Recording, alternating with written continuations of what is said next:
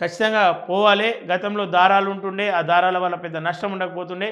ఏదైనా తెగి పడితే వెంటనే తెగిపోతుండే. కానీ చైనా మాంజా వల్ల చాలామందికి గొంతులు కట్ అయితా ఉన్నాయి, గాయాలైతా ఉన్నాయి. దీనిపైన ఎవరైతే ఈ సజర్నా తీసుకున్న నిర్ణయాన్ని చాలామంది హర్షిస్తూ ఉన్నారు.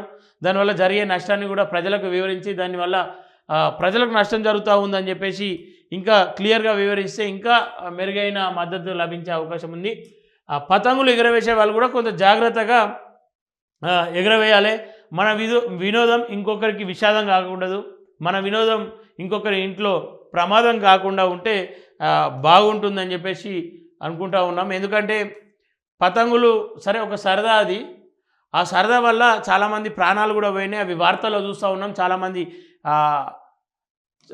మెడ తెగినటువంటి సందర్భాలు, లేదంటే ఇంకొన్ని చాలా ఇబ్బందులు ఎదురైనాయి. So China